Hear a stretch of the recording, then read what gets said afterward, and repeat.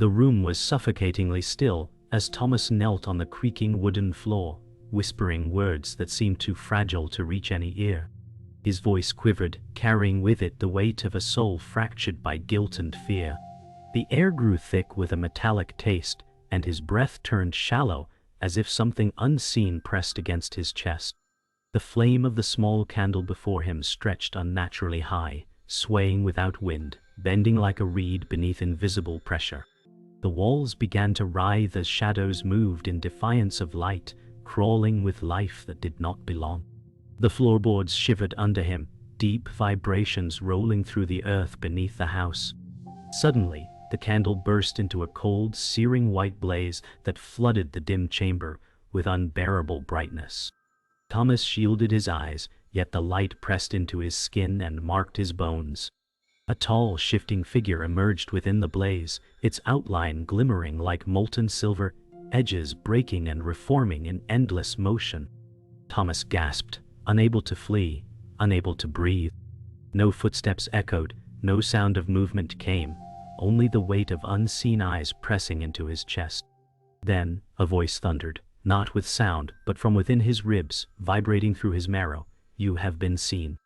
The words struck his soul, leaving a brand of truth he could not deny, a mark that was both terror and promise. The silence after the vision was heavier than sound itself, and Thomas stumbled back, gasping for air as if dragged from drowning waters. His heart raced as his mind clawed for an answer, searching to dismiss what he had witnessed. He said, "It cannot be real. It cannot be real," though the words rang hollow in the vast emptiness of the room. The candle lay melted into a strange crystalline shape, its wax hardened like frozen lightning. His hands trembled as he touched it, feeling a faint hum beneath the surface. He recoiled, for the vibration sank into his palm, spreading up his arm like a whisper of fire. Every breath he took seemed to pull the memory deeper inside him, and he felt the burn in his soul. He fell against the wall, sliding down, clutching his chest as if the voice still echoed there. Fear tangled with awe, pulling him in two directions, yet the truth pressed heavy. Something had seen him, something beyond human eyes, and it had spoken. The door creaked as Elias stepped inside, carrying the presence of a man whose years had been carved by wisdom. His steady eyes found Thomas crumpled against the wall, and he whispered, "You have been touched." Thomas shook his head violently, tears streaming as he gasped, "No, I've lost my mind." Elias knelt before him, placing a steady hand upon his shoulder, warmth radiating like calm fire. "Your soul was not abandoned, Thomas," Elias said, voice low and certain. "What you saw was not madness but calling." The room seemed lighter with Elias present, as if even the shadows dared not move. Thomas felt torn. The terror still seared into him, yet Elias's words clung like anchor chains, pulling him back from drowning in disbelief. Later that day, Sarah entered, her sharp gaze cutting through the haze as she stood with arms folded. "You're letting fear cloud your reason," she said firmly, her voice edged with skepticism. Thomas stared at her, lips trembling, whispering, "You don't understand what I saw." Sarah frowned, pacing slowly, her heels echoing on the wood floor, words deliberate. "There are no voices from heaven, Thomas, only the tricks of the mind." The silence thickened as Elias raised his head, replying softly, "Faith is not bound by your logic, Sarah." Her eyes narrowed, the room filling with tension as belief and doubt clashed, each word a blade. That night, Thomas lay awake, the voice still rumbling in his chest like distant thunder. His thoughts twisted endlessly, replaying the blaze of white fire, the figure, the words etched into his soul. He whispered to the silence, "Why me?" But no answer came, only the heavy rhythm of his own heartbeat. The candle's strange remains glimmered faintly on the table, catching the moonlight through the window. He turned away, yet the light still pressed on his back, like eyes watching. Elias's words echoed faintly, Sarah's disbelief clashed sharply, and Thomas felt himself dangling between two worlds. His eyes burned as he whispered, "I don't know how to bear this," and finally sleep dragged him into restless dreams. Morning found the house quieter, yet the quiet carried a tremor beneath it. Thomas traced the crystalline wax, searching for doubt and finding none. He said, "If I speak it aloud, it becomes real, and I am not ready." Elias stood near the window, hands folded, gaze steady as a lighthouse. Elias said, "Truth does not ask when you are ready. It asks who you are." The words struck flint against fear, and sparks rose. Thomas paced, breath shallow, heart thudding like a drum that would not learn silence. He said, "Sarah will call it delusion, and I will falter." Elias answered, "Let her test the walls, and you test your foundation." The room seemed to lean toward an unseen horizon, pulling resolve from the shadows. Thomas closed his eyes and felt the brand of last night burn again, not to wound him, but to wake him. By noon, footsteps approached with a hesitant rhythm, and Michael lingered at the threshold like a man returning to a grave he once dug. Michael said, "I heard you saw something that sees back." Thomas nodded, throat tight, and waited for judgment. Michael stepped in, eyes steady yet tender, and said, "I once drank my way to silence." Then a voice cut through it. Elias watched without interruption, a witness to a confession that already knew its shape. Thomas asked, "Did it forgive you, or force you to forgive yourself?" Michael breathed, then said both, and in that order. The room thinned, as if walls widened to host grace. Thomas felt the truth uncoil, wary, but alive. He said, "If mercy comes, what does it demand?" Michael answered, "Everything that is killing you." Toward evening, Thomas walked alone along cracked sidewalks where old sins remembered names. A figure leaned from an alley, voice silk on a blade. Victor said, "You want the burning to stop, I can snuff it." Thomas halted, the streetlights humming like insects around a wound. He said, "I know your offers, and their price is always the same."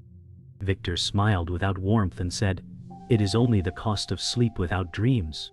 A gust rattled a newspaper, as if the city shuffled cards it never meant to play. Thomas felt the pull like a tide that flatters before it drowns. He said, "Leave me," but the words shook. Victor said, "You can keep the light, and still keep me." The lie gleamed like glass in the road.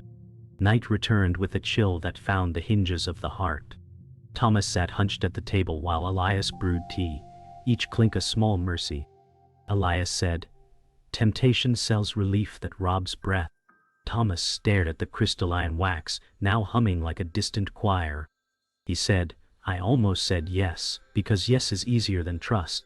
Elias set the cup down and said, "Endurance is seed and harvest, both in season." The house breathed with them, floorboards settling like old prayers at rest. Thomas lifted the cup, hands steadying as warmth climbed his fingers. He said, "If the trial returns, will I stand?" Elias answered, "Stand first in the place where you kneel." The answer fit the night, like a lock finding its key. Near midnight, the house exhaled, and Thomas felt the weight rush back, sudden as a wave striking rock. He pressed his palms to the table and said, "I am breaking, and I cannot tell where." The room wavered as if the air forgot its duty. Michael's voice came from the doorway, steadier than the dark. Michael said, "Then break where the light can enter." Thomas laughed, a small sound that flinched at itself. He said, "What if I am only a vessel for fear?" Michael stepped closer and said, "Then let fear be poured out." Thomas bowed his head, and the mark in his chest burned like truth cooling into shape. He whispered, "Stay with me." And they did, wordless, while night learned patience. Night weighed heavy as Thomas walked a narrow hallway, the walls bending closer with each step. His breath caught when a shimmer rose across the plaster like water rippling in stone. He pressed his hand against it, feeling the surface tremble under his palm. Whispers bled through, not from lips, but from the marrow of silence. He said, "I am still marked," his voice shaking like glass. The shimmer widened, images flashing inside the wall, faces twisted with grief, hands reaching, eyes crying. Thomas staggered back, clutching his chest, whispering, "Why do you haunt me?" The air thickened, pressing him against the floor, as though the house itself sought to swallow him. In the vision's flood, he saw himself kneeling again, the silver figure's gaze burning into his soul. He gasped, "You see me still," and the vision collapsed into darkness, leaving the walls bare. His knees hit the ground, and he lay trembling, caught between torment and revelation. The morning found Sarah leaning against the doorframe, arms crossed, watching Thomas pace like a trapped animal. She said, "You're letting madness paint your walls." Thomas stopped, eyes hollow, voice trembling. They were not painted. They were alive. Sarah scoffed, brushing hair from her face, but her expression wavered for a moment. She said, "Even Elias fills your head with fire. Dreams can make monsters." Thomas's chest rose in defiance, his words breaking through. "Dreams do not leave scars in the soul." Sarah looked away, lips pressed tight, silence hanging heavy between them. For the first time, she seemed unsure. The room dimmed, though daylight pressed at the shutters, and Thomas whispered, "When the truth knocks, you cannot pretend the door is not there." At dusk, Michael returned, carrying the weight of prayers not yet answered. He sat across from Thomas, his hands restless on his knees. Michael said, "I prayed until the ground swallowed my voice, and still I thought no one listened." Thomas leaned closer, desperate. "Did you hear an answer?" Michael closed his eyes and said, "Only when I stopped asking for escape and begged for mercy." His voice cracked, shame and hope braided in each word. Thomas felt the confession burn into him like shared flame. He said, "If mercy is real, it must find me." Michael's gaze softened, his reply steady, "It already has." The room grew thick with silence that held them both, heavy yet strangely kind, like a hand pressing wounds close. Shadows lengthened as Victor emerged again, leaning against a cracked brick wall where the lamplight failed. His smile curved like a knife. He said, "You bleed yourself dry for answers, yet all you need is silence." Thomas froze, the night humming in his ears. He whispered, "Silence is a coffin." Victor stepped forward, voice curling like smoke. "No, silence is freedom. Let the fire die." Thomas's heart thundered, memory of white flames igniting against the lie. He said, "Freedom is not absence, it is presence," his voice shaking yet sharp. Victor's eyes flared dark, the shadows behind him deepening as if they obeyed. The standoff carved the air raw, each breath threatening to shatter. That night, Thomas collapsed into uneasy sleep, and a dream unfolded like fire on water. A figure of radiant silver stood at the center of a vast plain, light pouring from its form like molten dawn. Thomas walked barefoot across cracked earth, each step echoing with thunder. The figure raised its hand, and the sky trembled, stars bending like reeds. The voice returned, vibrating through the dream itself. "The trial has not ended. Guard your heart." Thomas cried out, "I cannot carry it alone." The figure's eyes burned with unearthly calm, and the voice answered, "You were never asked to." He fell to his knees, overwhelmed, tears searing down his face as the light consumed everything. He woke with a gasp, chest heaving, the words carved into his soul. Thomas sat alone in the fading twilight, staring at the crystalline wax that still pulsed faintly, as if breathing. He whispered, "It follows me because it knows my guilt." His words fell heavy, and the silence answered with memory sharper than knives. He saw faces from his past, eyes filled with disappointment, voices he had tried to bury echoing back like thunder in hollow canyons. He pressed his hands against his ears, but the noise came from within, not without. Thomas cried, "I abandoned them when they needed me most." Confession burned raw, and tears streaked across his face. He sank to his knees, unable to hold the weight. Yet in that moment of collapse, he felt a strange release, as if the truth itself was a door opening. He whispered, "If I am still seen, let me be seen with nothing hidden." The light outside the window deepened, holding his broken words like a vow.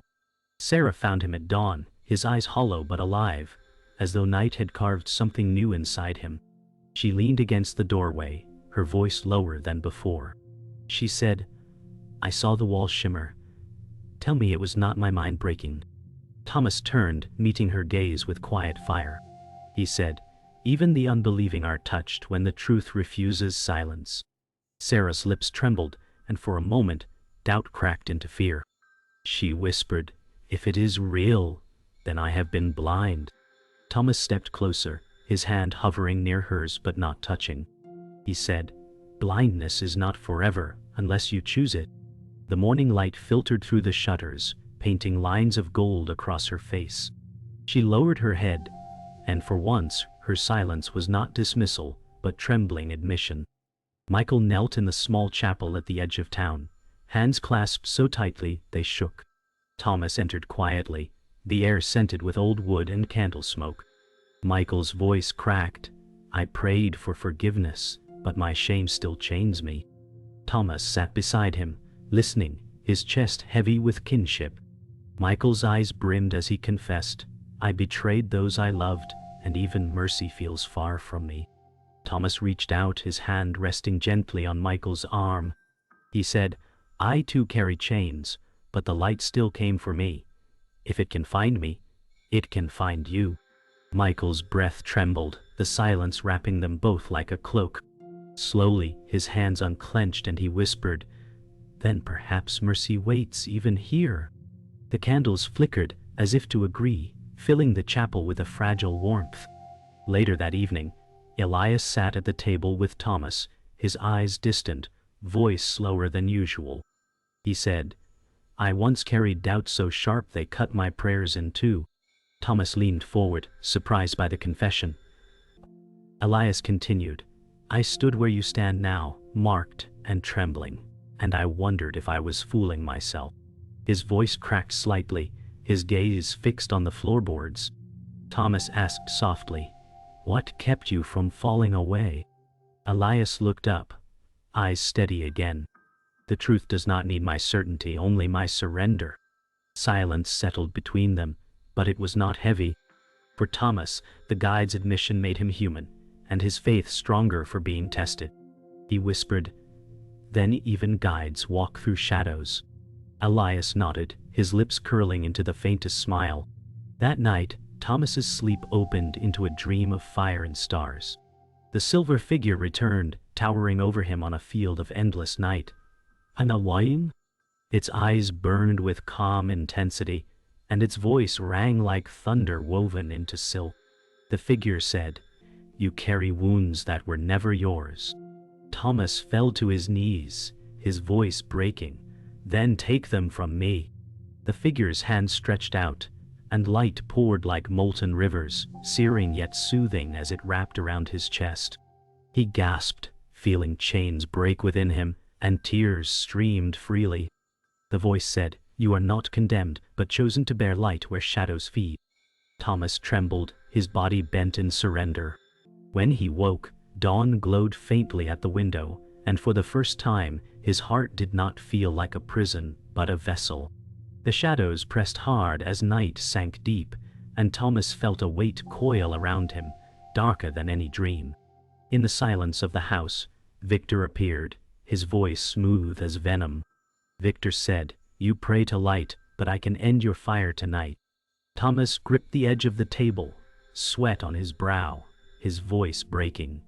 "You want me weak, but I have already bent." Victor circled him like a wolf, each word sharpened to cut. He said, "Bending is not victory, bending is surrender." Thomas shut his eyes, whispering, "The voice still sees me." Victor leaned close, whispering, "Then let it watch you fall." The air thickened, choking, and Thomas's chest heaved as if dragged underwater. Fear clawed at him, yet deep within, the ember of truth smoldered. Later, Sarah confronted Thomas in the dim corridor, her face lit by a single lantern. She said, "You chase voices in the dark while reason rots." Thomas's eyes glistened, his voice sharp. "Reason cannot silence what is louder than thought." Sarah shook her head, anger tightening her jaw, yet her voice cracked when she said, "I am afraid of what you are becoming." Thomas stepped forward, his breath uneven, whispering, "Then fear with me, but do not close your eyes."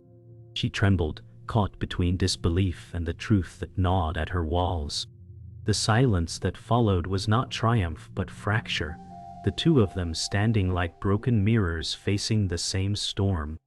In the chapel again, Michael fell to his knees, his voice raw as he cried, "I prayed until my body broke, and still I am chained."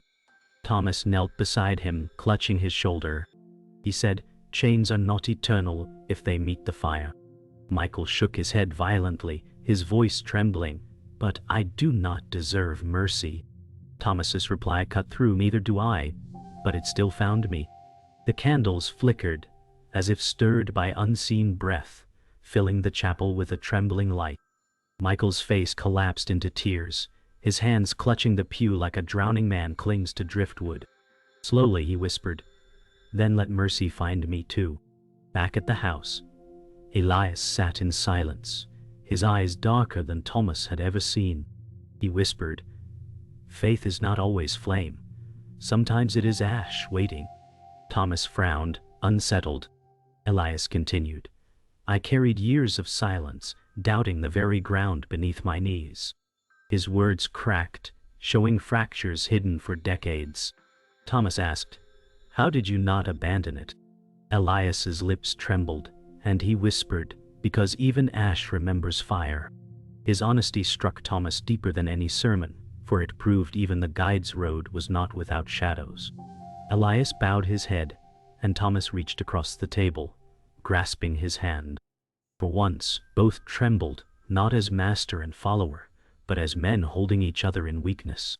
Darkness rolled over Thomas like a tide, as night deepened, and his body shook with the weight of despair. He collapsed to the floor, clutching his chest as if his heart split. His voice cracked, "I cannot carry it." The room pulsed with silence. Then Michael and Elias appeared, rushing to his side. Michael gripped his arm, saying, "Then we carry it with you." Elias's voice cut through, strong despite tears, "You are not alone." Thomas sobbed, the sound shaking through the walls. For the first time the weight seemed lighter, not gone but shared. His whisper broke into the night, "Stay with me." The light flickered faintly from the crystalline wax, as though heaven itself leaned close to listen. The storm outside rattled the windows as Thomas stood in the center of the room, his body trembling with defiance. Victor appeared, shadows curling at his feet like smoke. His grin sharpened. Victor said, "This is where you break, where light drowns." Thomas raised his head, eyes burning with something fiercer than fear. He said, "No, this is where darkness ends." The air shivered, the crystalline wax glowing with unnatural brilliance. Victor stepped closer, his voice curling like poison. "You cannot fight me. You are me." Thomas gritted his teeth, pressing his palm against his chest, whispering, "I am not yours." The silence split as the room shook, the floorboards groaning. The confrontation was no longer of flesh but of spirit, a battle carved in the unseen yet shaking the visible world.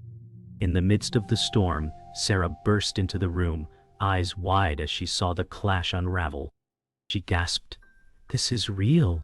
Her voice cracked as disbelief shattered like glass. Thomas shouted, "See for yourself." Victor turned, his smile venomous, whispering, "Even she will not believe." Sarah clutched the doorframe, her body trembling, but her eyes fixed on the shadows coiling unnaturally behind Victor. Her lips parted as she whispered, "I cannot deny what stands before me." The words fell heavy, reshaping the ground she once stood upon. Thomas breathed, "Then you see the truth," and Sarah's face folded, tears rising as the storm outside grew louder, a mirror of her inner collapse. Michael entered breathless, the storm soaking his jacket, falling to his knees beside Thomas. He cried, "I will not let you fight this alone." Thomas grabbed his shoulder, voice breaking, "Then stand with me now." Victor sneered, his voice deepening, "Two broken vessels cannot hold back the flood." Michael lifted his head, tears streaking with rain, His words, fierce, broken vessels, still carry mercy. The room erupted in trembling light as the crystalline wax pulsed brighter, spilling radiance that pierced the shadows. Victor recoiled, his form wavering, yet his laughter rattled the walls. Thomas and Michael knelt side by side, their prayers rising like fire into the storm. Elias entered last, carrying only his worn Bible, his presence calm yet blazing. His voice thundered, "We are not abandoned." He raised his hand, and his prayer roared through the storm, louder than thunder. Victor snarled, shadows lashing violently against the walls, cracking wood and rattling glass. Elias stepped forward, his body steady, and said, "The truth has already claimed him." Thomas felt strength surge, not from himself but from the unity that bound them. He cried, "You cannot claim me, for I was never yours." The crystalline wax burst with light, flooding the house with brilliance that burned shadows into dust. Victor shrieked, staggering back, his form fracturing in the blaze. The storm reached its peak as the silver figure emerged within the blaze, radiant and unshaken. Its voice filled the room, not with sound but with presence. "The trial is complete." Thomas fell to his knees, his body trembling, tears streaming, whispering, "Then let me be remade." The figure extended its hand, and light wrapped around him, searing but healing. Victor screamed, his form collapsing into smoke, dissolving as the brilliance consumed him. Sarah wept, falling to her knees, whispering, "I believe." Michael bowed his head, his face wet with rain and tears, Elias lifting his eyes to the glow with reverence. Thomas's body shook as the light entered him fully, leaving no shadow untouched. The storm outside began to calm, thunder fading into silence. When the storm broke, silence filled the house like a blessing. Thomas opened his eyes and saw the shadows gone, the air lighter than it had ever been. He gasped, "It is finished." The crystalline wax now glowed faintly, not with fire but with calm warmth. Sarah knelt on the floor, her hands trembling, whispering, "I saw the darkness flee." Michael bowed his head, tears streaming freely, murmuring, "We are free." Elias stood steady, his lips moving in prayer, voice too soft to catch yet heavy with gratitude. Thomas felt the mark on his chest no longer burn but glow, not a wound but a seal. He whispered, "The light remains." The house itself seemed to exhale as if freed. Outside, the storm had cleared, leaving streets washed and gleaming under new sunlight. Thomas stepped onto the porch, the breeze cool and clean. He whispered, "The sky remembers peace." Sarah followed, her eyes red yet softer, murmuring, "I no longer doubt what I have seen." Michael placed his hand on Thomas's shoulder, his voice low, "Mercy is not theory now, it is flesh in us." Elias closed his eyes, lifting his face to the sun, his prayer blending with the wind. Thomas breathed deeply, for the first time tasting air not heavy with dread. He said, "The darkness may return, but I know now it does not reign." The street stretched quiet, holding the stillness like a sacred vow. In the chapel, candles burned steady, their flames no longer trembling.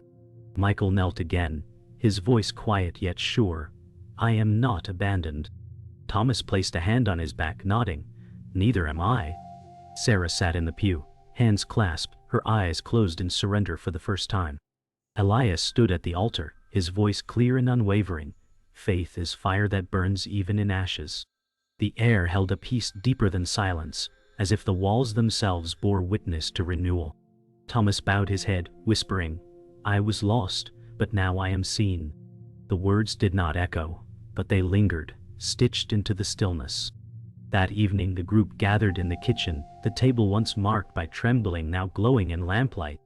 Sarah smiled faintly, her voice soft, "I believe because I saw, but I will remain because I was changed." Michael raised his cup of water, eyes wet, saying, "Redemption is not a story I tell, it is the breath I take now." Elias nodded, his voice strong, "Then let us live as bearers of what we were given." Thomas touched the crystalline wax, no longer humming, only still and gentle. He whispered, "It does not need to burn, for the fire is within us now." Their laughter rose, not loud but deep, carrying relief like song. Later that night, Thomas stood alone at the window, moonlight casting silver across his face. His reflection stared back, but this time, it did not frighten him. He whispered, "When darkness turns to light, the soul learns to see." Behind him, the quiet house held peace, no longer trembling. Sarah, Michael, and Elias rested in calm, each touched by the same flame. Thomas pressed his palm to the glass, the mark in his chest glowing faintly, no longer pain but promise. His eyes closed as he breathed deep, and silence filled with presence. He whispered again, softer, "The light remains," and the night answered with stillness.